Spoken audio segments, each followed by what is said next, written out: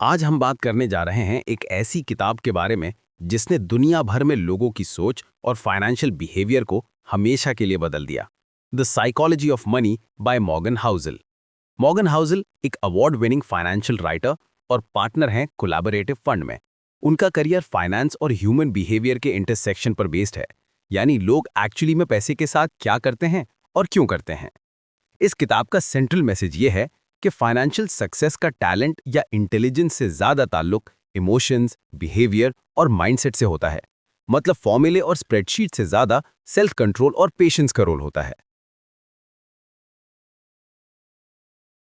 ये किताब आप सबके लिए क्यों ज़रूरी है? हम में से हर शख्स पैसे के साथ डेली डील करता है। खर्चा, सेविंग्स, इन्वेस्टमेंट्स, एसेट्स और फ्यूचर प्लानिंग।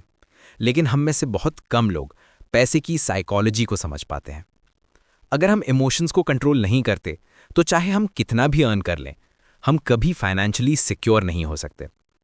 इस किताब का फ़ायदा यह है कि ये आपको मनी माइंडसेट डेवलप करना सिखाती है, आपको रियल लाइफ फाइनेंशियल ट्रैप से बचाती है, आपको शॉर्ट टर्म थिंकिंग से लॉन्ग टर्म ग्रोथ की तरफ कन्वर्ट करती है और आपको सिखाती है कि वेल्थ का गोल रिच दिखना नहीं, सिक्योर रहना है।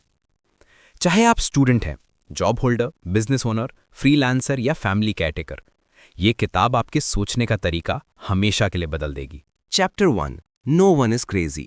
हर इंसान के डिसीजंस अलग एक्सपीरियंसेस पर बेस्ड हैं। मॉर्गन कहता है कि कोई भी इंसान पैसे के मामलात में पागल नहीं होता। लोग बस अपने एक्सपीरियंसेस के मुताबिक डिसीजंस लेते हैं। अगर किसी ने बचपन में पॉवर्टी देखी हो, वो जिंदगी भर फियरफुल रहेगा और रिस्क लेने से डरेगा। अगर किसी ने स्टॉक मार्केट में बूम देखा हो, उसका कॉन्फिडेंस एक्सेसिवली हाई होगा। हम अक्सर दूसरों के डिसीजंस का मजाक उड़ाते हैं, लेकिन हम उनकी स्टोरी नहीं जानते।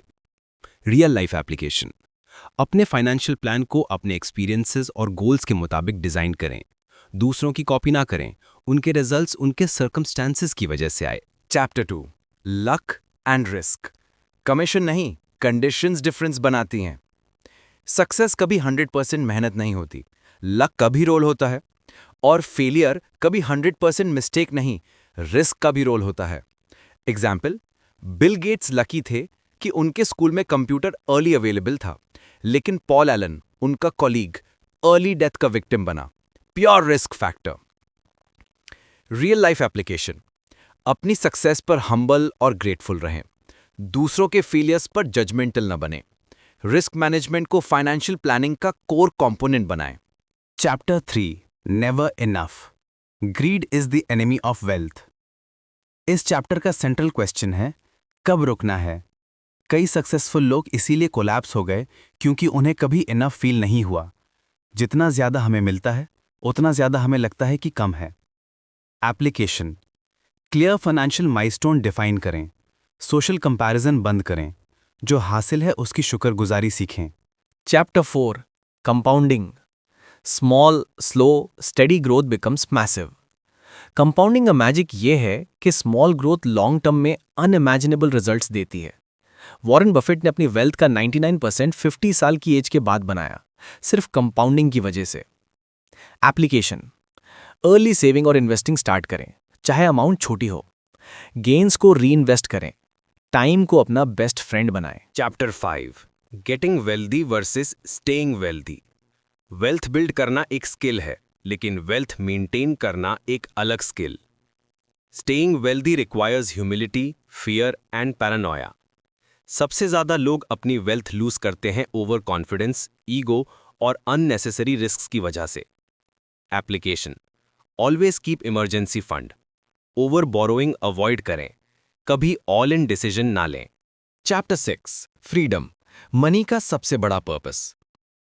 रियल वेल्थ का मतलब है अपने टाइम पर कंट्रोल रखना। अगर आप अपना टाइम अपनी मर्जी से स्पेंड कर सकते हैं, तो आप सक्सेसफुल हैं, चाहे लग्जरी कार हो या ना हो। एप्लीकेशन। हर डिसीजन से पहले पूछें, क्या यह डिसीजन मेरी आज़ादी बढ़ाता है या कम करता है। Chapter 7 save money. Saving is more powerful than income. High salary का कोई फायदा नहीं अगर एक्सपेंसेस भी हाई हैं।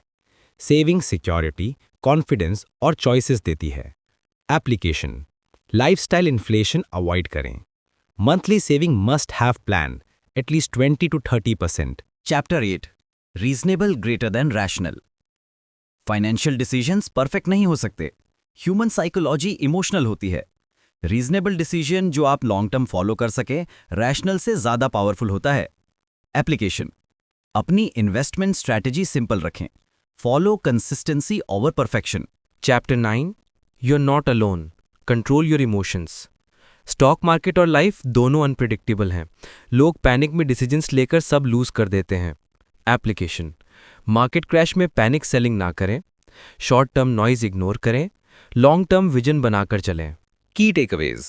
Money success is behavior, not intelligence. Emotions shape decisions more than knowledge. Time and consistency create real wealth. Comparison kills happiness and progress. Greed destroys everything. Know you're enough. Safety net और margin of error से safety बनी रहती है. Compounding is the most powerful force in finance. Patience is the ultimate financial superpower. Real wealth equals to freedom and choice, not luxury items. Practical advice, आज ही small savings start करें, perfect time का wait ना करें। Financial goals लिखें और उनको visible जगह पर लगाएं। इमरजेंसी फंड मेंटेन करें। इन्वेस्टमेंट्स को मैराथन समझें, स्प्रिंट नहीं। स्पेंडिंग कंट्रोल और ग्रैटिट्यूड अडॉप्ट करें। दोस्तों, द साइकोलॉजी ऑफ मनी सिर्फ एक फाइनेंशियल बुक नहीं, एक माइंडसेट शिफ्ट है। अगर आप बेटर फाइनेंशियल फ्यूचर चाहते हैं तो ये किताब ज़रूर रीड करें। वीडियो पसंद आए तो लाइक, शेयर और सब्सक्राइब, और कमेंट्स में बताएं नेक्स्ट समरी किस किताब की हो।